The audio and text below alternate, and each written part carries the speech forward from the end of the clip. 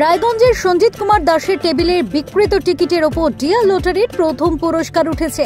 লটারির সংবাদের প্রতিনিধি পৌঁছে গিয়েছিলেন ওই লটারি বিক্রেতার দোকানে। কি বললেন তিনি শুনে নেব।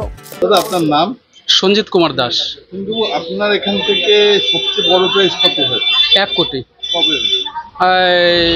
গত মাসের 3 তারিখে বৃহস্পতিবার রাতে। টাকাটা পেলেন, টাকাটা যে প্রাইজ পেল কেমন লাগছে? ভালো, খুব আনন্দ পেলাম। মনের একটা আশা ছিল যে 1 কোটি আমার টেবিলে যাতে হয়।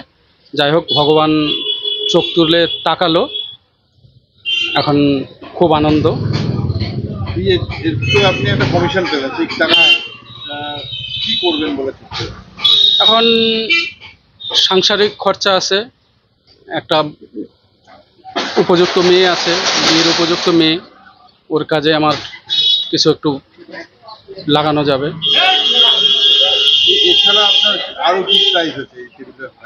45 হয়েছে, 45,000।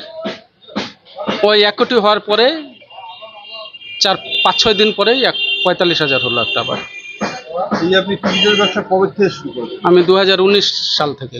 আপনার যে 1 কোটি হলো, তারপরে কি আপনার টিকিটের বিক্রি বেড়েছে? হ্যাঁ, বিক্রি বেড়েছে।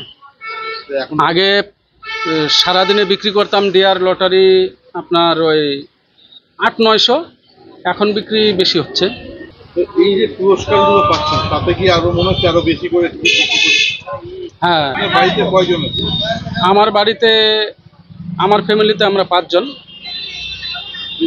6 জন। প্রাইজ পেলেন, বাড়িতে যখন বললেন যে প্রাইজ পেয়েছেন, যখন জানলেন? খুব আনন্দ, খুব আনন্দ, একবারে আত্মহারা আর কি, যে ফার্স্ট প্রাইজ হলো। ভালো স্বাচ্ছন্দ্যে চলবে। ধন্যবাদ দাদা, লটারি সংবাদের পক্ষ থেকে আপনাকে অসংখ্য থ্যাংক ইউ। এইরকমই নানান ভিডিও দেখতে আমাদের চ্যানেলটি লাইক, শেয়ার এবং সাবস্ক্রাইব অবশ্যই করুন।